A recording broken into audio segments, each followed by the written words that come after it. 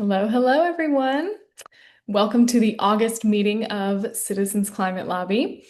I'm Flannery Winchester, CCL's Vice President of Communications, and I'm your host for today's meeting. Please feel free to introduce yourself in the Q&A so that we can all see that and welcome each other. You can let us know where you're joining from, how many folks are there with you if you're watching with your chapter or if you're tuning in solo. And use the link in the chat to log your attendance today so that we officially know you were here. So I want to start off today's call by talking a bit about our value here in CCL of nonpartisanship. So this is something that is important to us, not just when we work with Congress, with our lawmakers, but it's something that runs really deep in how we think about all of our activities and how we show up with each other too. We are a diverse group of individuals from all backgrounds, and we're here because we're united by a shared goal. We're trying to create the political will for a livable world.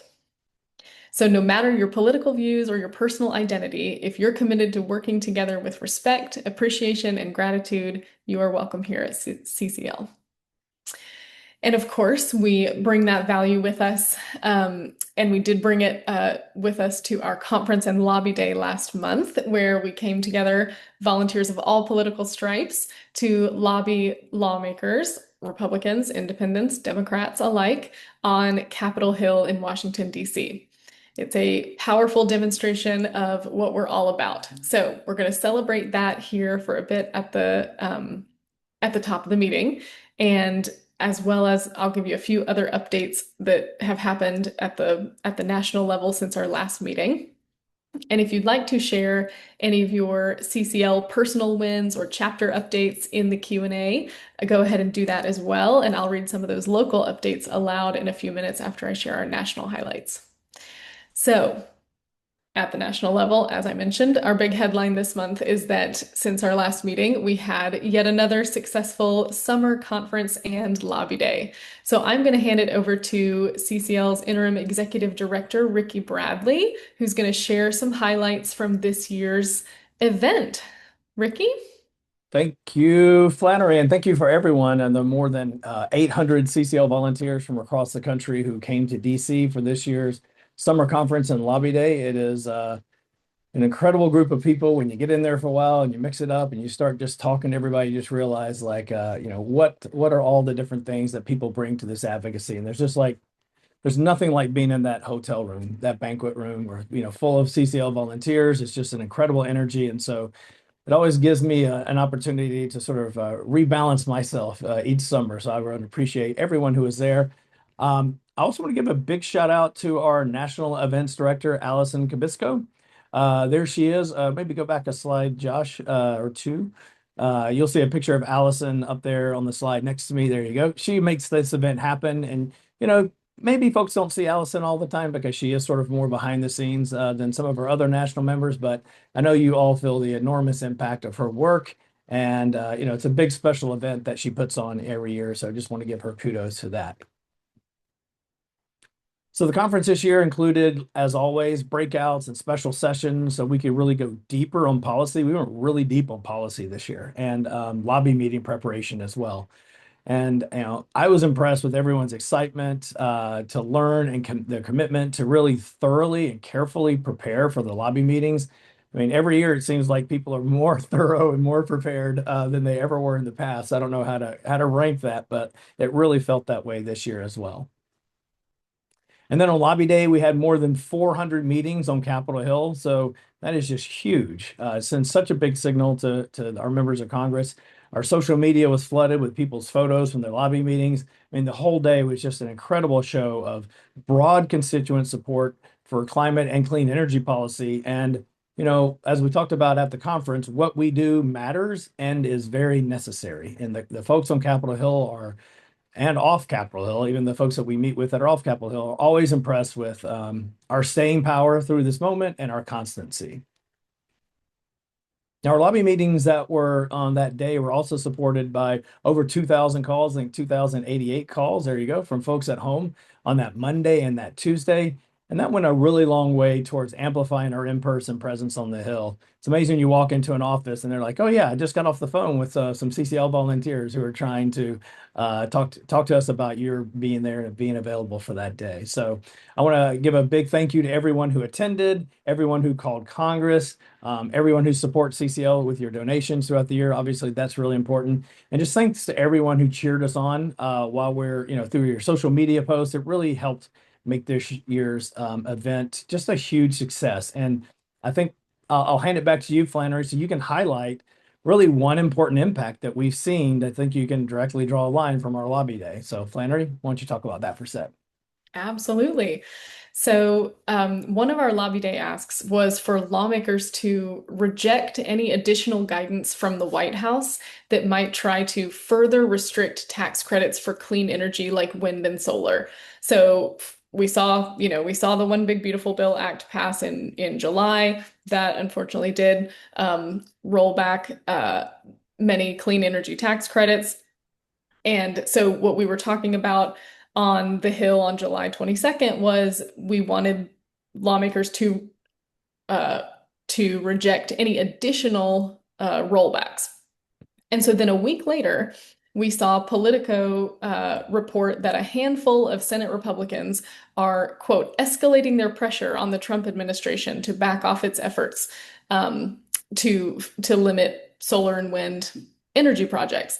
So the story named a couple shout outs, Senator Mike Rounds of South Dakota, Senator Tom Tillis of North Carolina, Senator Lisa Murkowski of Alaska, and Senator John Curtis of Utah. And CCL volunteers met with all of those offices or the members themselves on July 22nd.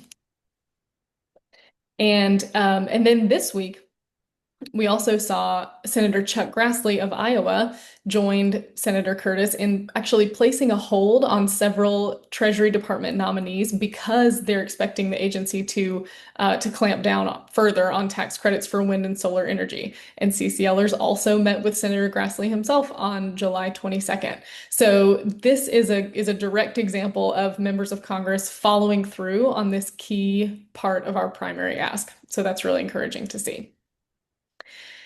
And I'll say another update about things going on from Washington, out of Washington recently. So you may have seen headlines or social media discussion about the EPA, the Environmental Protection Agency, planning to get rid of something called the endangerment finding. So this is a 2009 declaration that says that planet-warming greenhouse gases like carbon dioxide pose a threat to public health. And because of that threat, it empowers the EPA to regulate those greenhouse gases. So without the endangerment finding, the EPA may not be allowed or able to regulate greenhouse gas pollution from sources like power plants or vehicle tailpipes as they have done for years. So we know that many folks are appropriately concerned about this potential change, and the EPA's proposed rollback here is actually open to public comments until September 15th. So what we've decided to do from CCL National is we're going to submit a formal comment during this period to represent the perspective of the organization.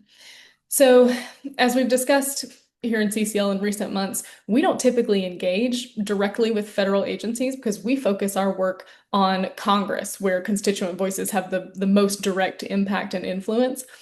But in a case like this, the EPA is, in fact, defying congressional effort and intent by reinterpreting certain laws that relate to greenhouse gas regulation and the EPA's role. So it's an opportunity for us to step up here one more way to encourage and support Congress in exerting its own authority around climate policy.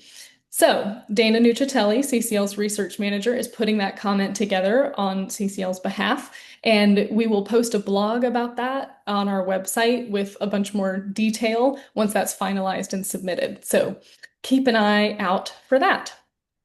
All right, so that's what's been going on at the national level, and we'll share now some of your local successes that have come up. So I've got a few from our group leaders recently, and then I'll take a look at the Q&A. So there have been several chapter socials going on in and around Seattle, Washington. So there was a multi-chapter picnic, which is awesome to hear people getting together. There's been some cross-country collaboration going on between, shout out to Elaine Salinger in San Mateo County and one of our emerging group leaders in Collierly, Florida. So that's awesome. See people working together across the country. We've got lots of reports of youth joining the lobby teams in DC. So we've had some high schoolers actually leading some of the lobby meetings. That's great to see young folks stepping up that way. Chapters have been finding lots of engaging ways to reach out to their communities. So we've heard about book studies, an event called Salmon Fest, sermons, all kinds of things. And we've also been seeing some nice local media hits about your visits to DC to lobby. So there was a nice story in the New Jersey Insider. There were several pieces in the Chronicle Telegram in Ohio, and I'm sure many more. And let's see, I'll take a look at the Q&A. So I see Raritan Valley in New Jersey says their chapter had an excellent community presentation on community solar. Fantastic. George in Anchorage, Alaska says 4 days of tabling in the last 2 weeks and 40 new signups for their chapter. Awesome. Ashrith in Fort Myers, Florida says he called Congress before Lobby Day on the phone. So he was one of those 2,088 calls. Fantastic. All right. Well, oh, and then I see a comment from Jeff says we're starting a CCL chapter in Memphis. Fantastic. All right. Keep the local wins coming. Thank you, everyone, for sharing. All right. So now we are going to turn to our featured speaker, Amanda Ripley. Amanda Ripley is a New York Times bestselling author, a Washington Post contributing columnist, and the co-founder of Good Conflict, which is a media and training company that helps people reimagine conflict. She's written 3 award-winning nonfiction books. One of them is called High Conflict. And before this, Ripley spent a decade writing about human behavior for Time magazine all around the world. So at our summer conference in DC last month, we were lucky enough to hear from Amanda Ripley in a keynote conversation with CCL's Illinois State Coordinator, Alex Marianyi. And we wanted every CCLer, even if you couldn't be with us in person at the conference, we wanted everyone to have a chance to hear Amanda's powerful message and some of Alex's takeaways. So we pulled together some of the highlights from the recording of this keynote session. So I'll say just a note on the audio. If you have any trouble hearing this recording or hearing either of the speakers, you can enable closed captioning on your Zoom. So we'll drop some instructions in the chat for how to do that. But without further ado, I will turn it over to Amanda and Alex. You know, there's a lot of us here who were not here 3 years ago when you were keynote speaker and may have not caught you on the CCL national call in December of 2023, I think. So can you just explain for those who are new, the uninitiated, what is high conflict? So, as Ricky mentioned, I followed people who were stuck in really dysfunctional conflict and got out. And the first thing they told me is that conflict is not the problem. Conflict is something we need. That is how we get stronger as a community. That is how we get stronger as individuals. That's how we push each other. That's how we get pushed, right? Like every biological organism needs stress in order to perform at its best, including us. So conflict isn't the problem. But it turns out the kind of conflict really matters. So one kind of conflict to be aware of is sometimes called intractable or malignant conflict. I call it high conflict. It's a little less scary, but same idea. In the research, high conflict is different than other conflicts. It's the kind of conflict that becomes conflict for conflict's sake. It escalates to a point where we start to see the world very clearly.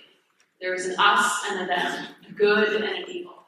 And all of our normal cognitive biases get much stronger, which means we can make a ton of mistakes. And probably the worst part about high conflict is that in every high conflict that I've studied, reported on, witnessed, experienced, eventually you start to harm the thing you went into the fight to protect. Usually without knowing it, right? So in a high conflict divorce, it's your kids. You're trying to protect them, you're trying to protect them, and guess who you're harming? This is the diabolical thing. In high conflict politics, it's your community, it's your country. So that's high conflict.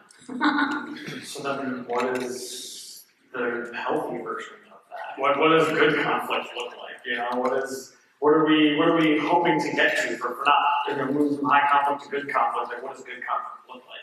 Yeah, so good conflict is, it's funny because there's a place called the Difficult Conversations Laboratory at Columbia University led by Peter Coleman and his colleagues. And you can actually see it in the data. When you put two people together in a room and get them arguing about some big controversial issue, you can see the difference. So in high conflict, people are kind of stuck in the same repetitive, negative, hostile emotions. And we all know what that feels like. I'm guessing. I know I do. Good conflict, yes, you have those negative emotions, anger, frustration, sadness, fears. Those are really important and useful and generative emotions. And then there's also flashes of surprise and curiosity, maybe even humor. God forbid.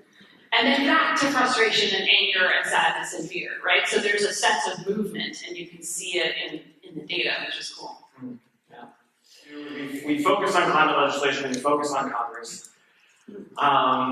In that context, can we talk about the La Brea tar pits? Because you talk about them all the time in your book, High Conflict. Can you just explain a little bit what the La Brea tar pits are? Yeah, so the La Brea tar pits are, it's funny, they're right in downtown Los Angeles off of Wilshire Boulevard and Miracle Mile. Has anyone been to the La Brea tar pits? Okay, quite a few of you. Impressive, yeah. We have people here unusually interested in science and special. So it looks like sort of a small, insignificant dark pond, but actually, it is a prehistoric death trap. So scientists, when they started looking, noticed that there were a bunch of bones in this relatively small space.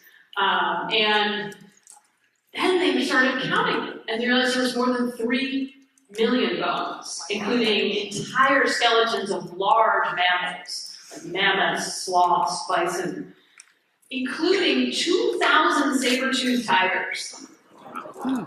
So then the mystery became, how did all those saber-toothed tigers get there? And why couldn't they get out? I mean, this is a major predator, right? Like, how did that happen? Well, it turns out that, so this is actually a natural asphalt pit, right? It's not water. Looks like water, it's not. And it's been gurgling up from the ground since the last ice age, this asphalt. So what scientists think happened is tens of thousands of years ago, a large, let's say bison, large mammal, lumbered into this thinking it was water, understandably. And it only takes a few centimeters to immobilize a large mammal. The sludge is so sticky and thick. So then, of course, it can't move. So it starts braying in distress, understandably. And guess who hears the bison? Well, a pack of dire wolves happens to be nearby, naturally. And they come over to investigate, and they're like, oh my God, this is our lucky day. There's just a bison just sitting there. So what do? They truck right in there, and they're immediately frozen in this. So they're howling, right? More animals come. It takes about 5 or 6 months for a large animal to sink in this sludge. And then comes the next animals, and the next animals, and the next animals, right? So the reason that we're telling you this story is because high conflict is like the La Brea tar pits. It is a trap, and you will feel pulled into it, especially in the work that you're doing and the values that you have. You will feel drawn to it. Everything in you will want to go into those tar pits. For very understandable evolutionary reasons, right? Just like the dire wolves. There's now 4,000 dire wolves bones in the La Brea tar pits. So be very careful when you're on the edge of a tar pit or high conflict, because everything your intuition tells you to do will make your life worse. This is something I have to keep learning over and over. I don't know about you, but it's like very tricky. So you have to do counterintuitive things which requires care and practice to communicate. Yeah, and getting back to sort of knowing the words, I feel like a little like fence around the tar pits is even just knowing what high conflict is. You know, sort of understanding what the tar pits are, how easy it is to get stuck. But yeah, I mean, probably once a week I read something in the news, or just, you know, so if something happens, climate related and related to our work at CCL, and I want to like dive right in, and I have to remind myself. You know, unfortunately, I have that fence, the little fence that reminds me, like, oh yeah, like just identifying thoughts and being like, that's high conflict, you know, and being able to steer back towards, you know, the healthy conflict. And be like, oh, well, why did so-and-so say this? Like, what was it about, you know, the situation that caused them to come to that conclusion? And even, I mean, you don't necessarily know the answer, but even just having that thought kind of helps bring me back, centers me a little bit, and allows me to keep moving away from the tar pits. So. Yeah, and I think the more we can share stories like that with our team, our colleagues, our families, our friends, that's helpful. What's not helpful to me, like I was just texting with a good friend who I love, and I was telling her I was going to do this, and she was like, oh, that's great.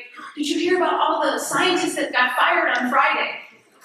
And I'm like, I don't know how to answer this, right? Because if I just say, yes, and did you hear, then it's like, how long are we going to do this? You know, we just make each other feel worse. And that we want something. We want confirmation, we want validation, we want less fear, we want connection, but we don't get it that way, right? But if we can keep telling the stories of how we almost got pulled into the tar pits and then we came back. And it's very hard to know what to do with that feeling, right? You're like, what? And they don't tell you what to do. You know, like my dream is for a journalism that tells you something you can do. If there's nothing you can do, I'm not going to linger on it.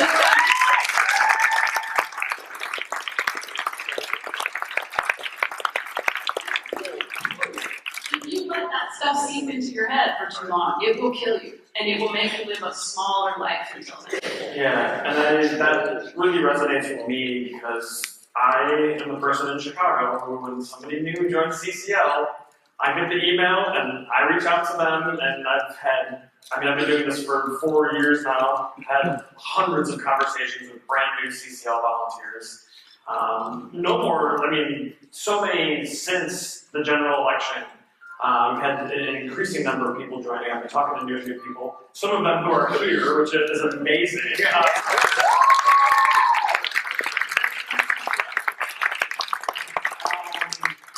And you know, the fact that many people are coming to something like climate change because they're scared is very understandable fear, and increasingly, you know, concern about the politics around climate change.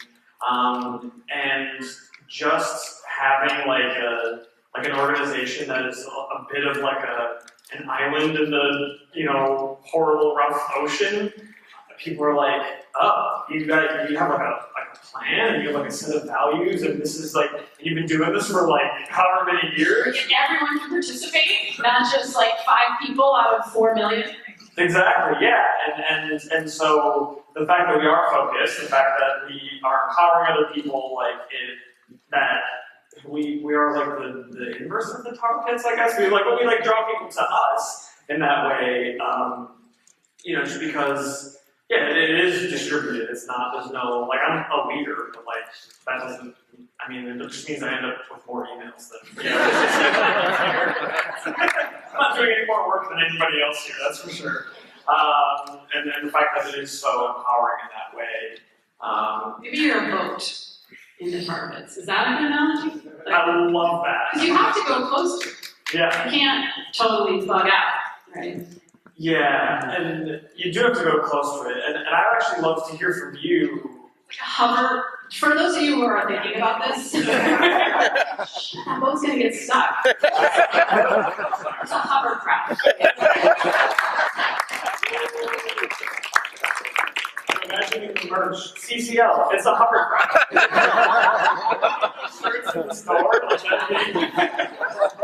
What a conversation starter. Anyway, so I'd love to hear from you. You know, have you seen other groups that have successfully been a hovercraft, or maybe even got stuck in the tar pits and managed to work their way out, like where they got and then you talk about a couple of organizations in high conflict, but you know. Could you talk about that a little bit? Other organizations you've seen that have been successful, and they've gotten stuck and they've got themselves lost. Yeah, I think most organizations get stuck at some point. Yeah, I think that's pretty normal right now. It's very hard to avoid.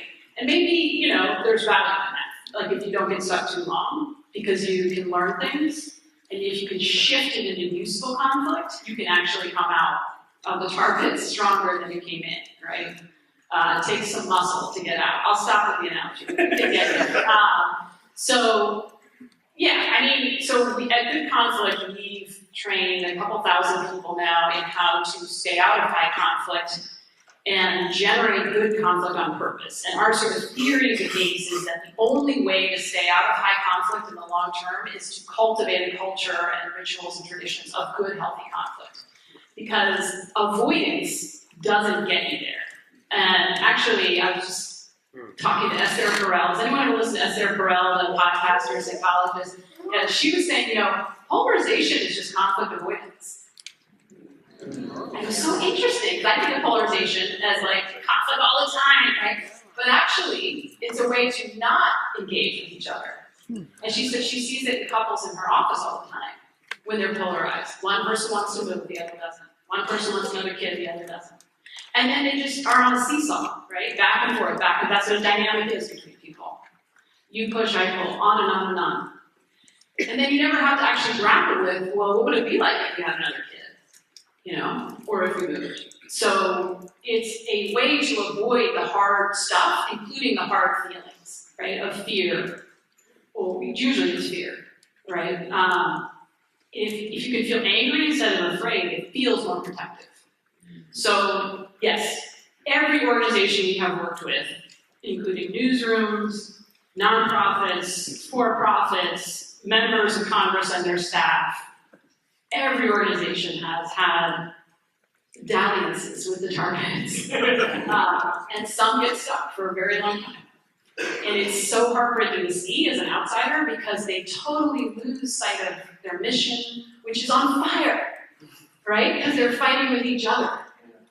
So there's a lot of magical thinking in conflict for all of us, where we start thinking we're so upset and frightened and threatened that we feel like if we just do this one thing, that will protect us. Like we take the battle that's near at hand, losing sight sometimes of what the actual goal is. So the first thing we do in organizations is we walk them through mapping the conflict that they're in, just to get outside of their head and on the paper. And then we look for, like, what are the players, what are the forces, what's already being done? Where is our sphere of influence? What's the thing we can do that other organizations or people cannot? How do I persuade? This organization knows a lot about persuading people. And all the things that do not work, right? We as humans are not very good at this yet. The things we think will persuade tend to backfire. So being very disciplined about how do humans get persuaded in conflict, especially when they're very dug in, and where is my influence? And then kind of backtracking from there, right? And constantly checking, what is our goal? Are we staying true to our goal? I'll give you a quick story and I'll stop talking about this. But basically there's a small nonprofit in a coastal New England town that we were working with that they had existed for a while. Their whole goal was to build solidarity and resilience in your town in all kinds of ways. And when these anti-DEI executive orders came out earlier this year, there was a lot of internal conflict with this little group, right? About we need to issue a statement, we need to take a stand, this is counter to our values. And then that's what some people thought, and then other people in the group thought, if we do that, then we'll just alienate people we need to persuade in our community, and back and forth, and these meetings till 1 in the morning. I mean, draining the energy and goodwill. And this is a small example, Oh my God, I can tell you stories. So this is the kind of thing we see over and over and over. Anytime you feel like there's only two choices, you're probably making a mistake. So in this particular case, finally one of the members of this group spoke up. And he happened to be a Black man, so he had a lot of experience with these concepts and words around diversity, equity, and inclusion. And he said, you know what I think matters most right now is action. I don't think what the world needs is another statement. But I do think our actions matter. It might feel like we're doing something. It might feel like we're on the right side of history, all these grandiose ideas that we naturally have in conflict. Are we? And so in this case, they decided to do actions that were the things they are good at in their community, right? While still, you can do whatever you want in your other time, but this is the thing that we are born to do. And if we let ourselves get pulled into those tar pits, then the thing that we can do, we won't do.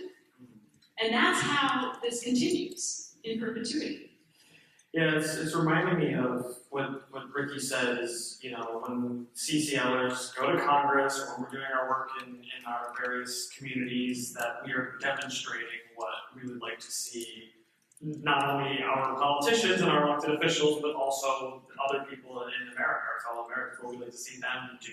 And we're sort of demonstrating because, we have that ability. That's what as Ricky said, that's what we're built for. We're an organization that we try to move Congress. And so we continue to do that. We continue to model that kind of behavior in the hopes that we will bring more and more people along with us and demonstrate that there are not just two choices. It's not just yell at this side or yell at that side. You can join us in this sort of third choice here, and talk to both sides and have constructive conversations. So thank you for sharing about that. I definitely reminds me of something we're doing here at CCL. Because it is, first of all, taking action is what you're doing tomorrow, right? Physically taking action and building relationships, if not relationships, then rapport. You're checking every box, right, for what we know actually works. Is it as fast as it needs to be? It is not. It is as satisfying as it needs to be? Not always, right? Do we still feel frustrated and angry? Yes, we do. All right, our next question is, if someone we are speaking to is clearly in high conflict, how can we disarm them in the moment? Is there a way to shift their frame or flip the switch to invite them into better conflict? Has anyone here done crisis de-escalation training of any kind? Yeah, so if you ever get the chance, in a lot of cities, DC has one called the DC Peace Team. There's several in Chicago, I believe. It's really useful, not just for violent conflict, but any kind of really intense conflict where, almost anything you do or say is not going to help make it worse. So you said, how do you interrupt that, which is a great way of thinking about how do you step out of that dance. The thing we train people to do just on default, so it becomes automatic, is to loop them, which we talked about, which is basically a form of tactical listening where you listen for what is this person really trying to tell me, what's underneath this that's most important to them. Then you put it in your own words, and play it back to them, and then you check if you got it right, which is the step most people forget at first. You ask, is that what you're saying? And you have to ask with genuine curiosity, which is hard. If you can't get there, just get really good at faking it. It just takes practice. You gotta do it all. I use looping every single day. Actually, Alex looped me earlier. I don't know, did anyone catch that? Yeah. You did a great job, and I felt hurt. So people almost never feel heard these days. And that's half of what they want in conflict. So can we give them that, even if we're never going to give them the other half, or we're never going to agree on the other half? So that is a useful skill, and it does require practice. And we just created a looping AI tool to help people practice.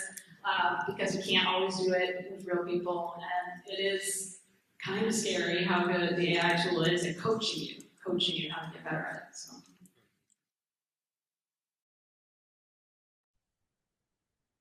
All right, so a lot to chew on there. Powerful message. But a huge thank you again to Amanda Ripley for joining us at the conference, for letting us share her insights in this format here. And a big thank you to Alex for emceeing that conversation and for sharing his insights into how some of those ideas and skills come to life within CCL. So if folks want to learn more, they can check out Amanda's organization, Good Conflict, on social media or their website, or you can check out Amanda's book, High Conflict. And a little plug, we will be creating some new opportunities within CCL to learn to use these types of resources to build these communication skills even more, because this is so important and so helpful to our work. So if you are interested in learning more about Amanda's book, High Conflict, or the skills in it that she and Alex were talking about just now, then we're going to drop a sign-up form in the chat where you can put your email address and tell us that you're interested in learning more. And we'll keep you posted in the coming months as we develop those opportunities within CCL. All right, now for our last few minutes, let's take a look at the actions that you can be working on this month. So our first action is to engage your member of Congress in the district. So in August, members of Congress are home from DC, they're working in their local offices. They also may be hosting town halls or showing up at community events. So this creates another chance for us to engage with them. Not with a lobby meeting, because we just did that, but with other relationship building opportunities. So our August action sheet has 3 ideas. You could attend a town hall or another public event and plan to ask a question about climate or clean energy. So we've got some ideas for that in the action sheet.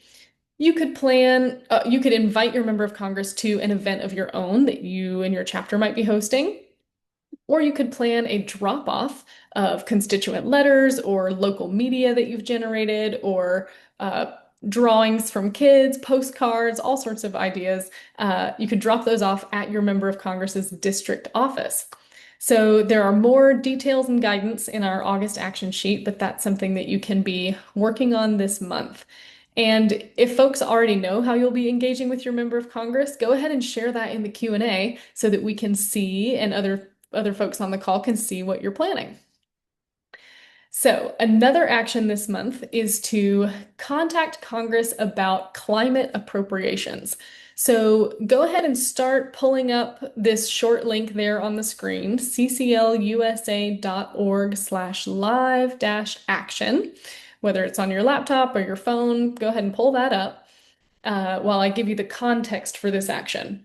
So the White House's budget is seeking pretty dramatic cuts to some key climate and clean energy programs across a range of federal agencies. So it is normal for a presidential administration to propose a budget, but what's notable here and unusual is just how huge the White House's proposed cuts are to climate and clean energy. But Congress has the ultimate say over what to actually fund and at what levels, and they do this during a process called appropriations. The appropriations process is happening now through the end of September. So this month, we're going to uplift grassroots voices to contact Congress about this. We're going to ask them to fully fund key climate and clean energy programs at several federal agencies. So the action mentions NOAA, which is the National Oceanic and Atmospheric Administration, NASA, and the Department of Energy. And we actually lobbied on the Department of Energy portion of this ask when we were on Capitol Hill last month. So this continues the drumbeat. And we are going to take 3 minutes to do this action together now. So head to that short link and we'll give you 3 minutes to send your messages. All right, thank you everybody for taking a few minutes to send those messages with us. And while you were writing, I did see one comment pop up. Carol in St. Louis says that their chapter co-leader will be attending a live town hall meeting on August 19th. So keep those ideas coming in the Q&A about what you're going to do to engage your member of Congress. All right, our next action this month is to host your August social. So in July, we asked you to start planning a social event for the month of August, anything from a casual hangout at a brewery or a restaurant to a game night, a picnic in the park, a good old-fashioned house party. So now is the time to finalize the details, host your event, and have a great time. If you have any of those plans already, you can tell us about that in the Q&A as well. And then another action for the month is to follow up with your local media list. So our summer conference and lobby day that we just had is one of the best chances all year to earn local media coverage for your chapter and your local volunteers. So now that the event is behind us, just be sure that you've followed up with your local media list of TV, radio, newspaper reporters in your area, and you've told them all about the trip to DC to lobby for climate solutions, and you've told them what your chapter is working on now or what you have coming up. So our August action sheet has some suggestions for how to build those relationships over time, help those local reporters see you as a resource. So definitely check that out. And last but not least, we have a communications exercise for you to practice this month, which will help you practice how to talk about climate and clean energy progress when folks out in the public might feel like it's just too hard or not productive to work with Congress on these issues. And that sentiment may be especially prevalent after the passage of the One Big Beautiful Bill Act, which passed last month and definitely went the wrong way on clean energy policy. So we have a sample conversation in the action sheet that you can practice to help people understand what progress is being made and why it's important that they get involved and help make a positive difference. All right, and let me peek one more time in the Q&A and see if folks have started sharing any other plans. Okay, I see one more. CCL Laguna says they are hosting their Congress member on August 18th. Wonderful. Okay, send stories and photos to marketing@citizensclimate.org, and we will help tell that story. All right, so that's what we've got for you this month. Thank you again to Ricky for his conference reflections, to Amanda and Alex for their insights, and thank you all for being here for this month's meeting. We're going to say goodbye now with CCL TV, and then we'll see you next month on September 13th. Ellie Sparks will be your host for next month, and we'll have guest speaker Daniel Swain to talk about wildfires and climate change. So we will see you then. Thank you for listening to this episode of Citizens Climate Lobby's training program. You can tune into more episodes anywhere podcasts are available. Inspired by what you heard today? Join Citizens Climate Lobby to advocate for bipartisan climate solutions. Go to community.citizensclimate.org to find more trainings, resources, your local chapter, national action teams, discussion forums, and more. Be sure to like our Facebook page and follow us on Twitter and Instagram @CitizensClimate. We also invite all of our listeners to subscribe to our YouTube channel for more inspiration. Like what you hear? Recommend us to your friends and make sure to give us a 5-star rating. It helps us show up on other listeners' feeds. Feel free to pass on any suggestions for future episodes in the comments as well. And together, we are creating the political will for a livable world.